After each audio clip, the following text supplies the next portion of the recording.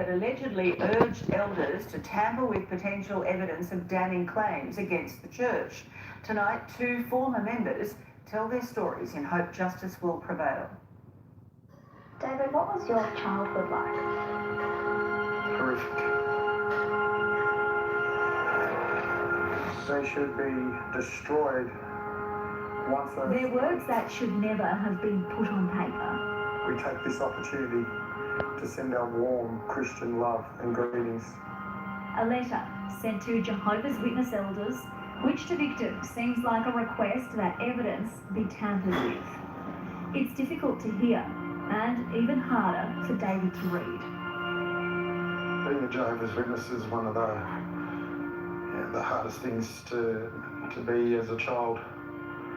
Are they potentially destroying evidence?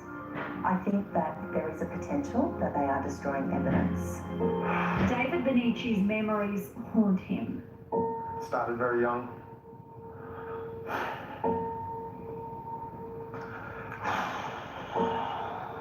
David claims a male relative subjected him to years of physical and sexual abuse. His earliest memory is from when he was just 4. He says his sister Danielle, who took her own life 12 years ago, was also abused. If we didn't participate, we would be locked in a cupboard for days. As loyal Jehovah's Witnesses, speaking up would bring disrepute on his family. But despite that, David claims he raised the alarm time after time. I thought it was normal. I thought it was, at first I thought it was part of the church until I started to speak up to Dennis. David and his family were members of this Jehovah's Witness church here in Toowoomba for several years. He says during that time, the elders of this community were made aware of the alleged abuse he claims he was suffering. We tracked down Elder Dennis Davies to ask him some questions. Are you calling David a liar, Dennis? No, I'm not calling him a liar.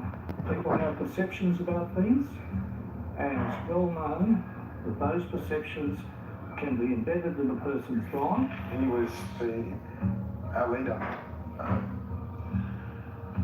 He was the man that we went to for questions, for guidance. David claims on 2 separate occasions he lived with Dennis for months, while Dennis and the organisation investigated his family. But David says he was always returned home. David is now suing the Jehovah's Witness Church for compensation. Did you feel safe with Dennis? Kinda, and there were, times that I wasn't being listened to, and it was a very strict household. What were you hoping would come from your time with Dennis? Being rescued. There was never any suggestion that he was being either physically or sexually abused. Never. And I was aware of an unhappy relationship in the family, and that is all. Did you ever do anything about that? Did you ever look a little bit further into that unhappy relationship? It wasn't my prerogative to do that.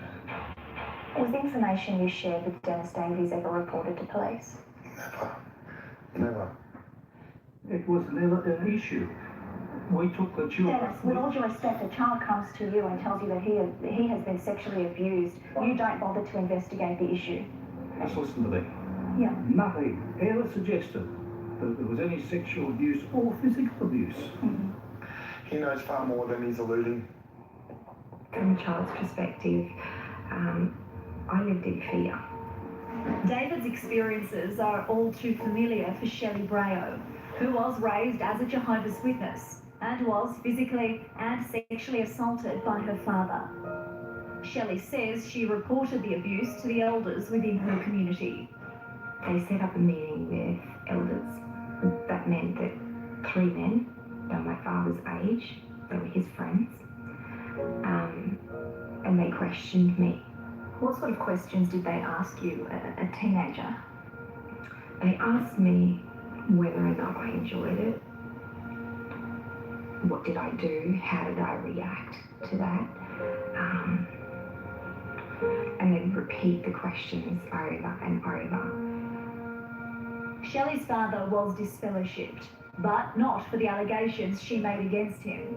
Instead, because he had an affair. He was later reinstated into the religion with a range of restrictions. Restrictions are, I'll be really clear, not handing a microphone around at the Kingdom Hall.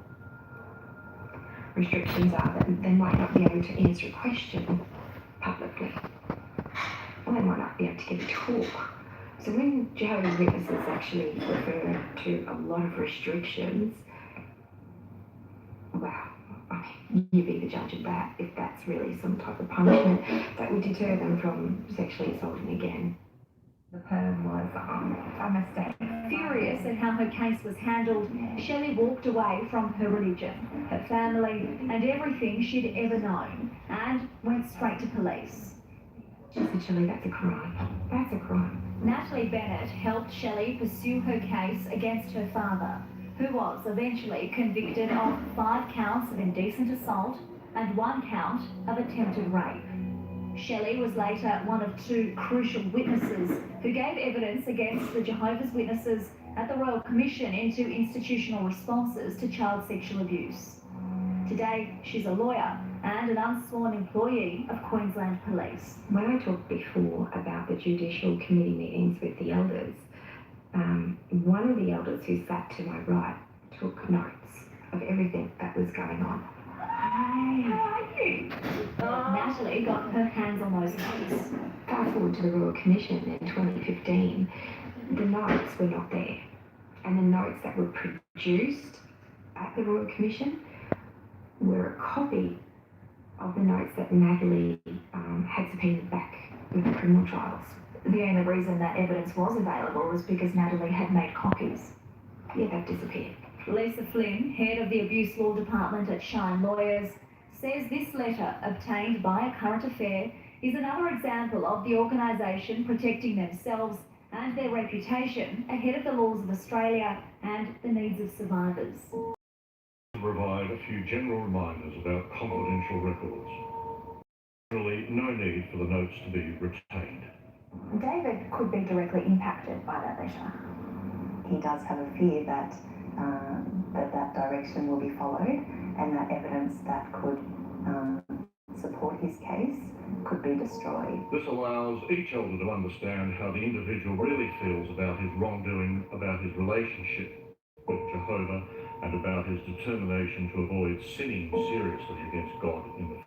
I think that this organisation does see themselves as above the law. Please endeavour to frame this in a positive way, perhaps highlighting some Bible principles that the person has been encouraged to apply more fully. There are plenty of people here today at Jehovah's Witness headquarters, but when it's our turn to knock on their doors, they're not interested in answering our questions face to face. Did you receive that letter? No. No.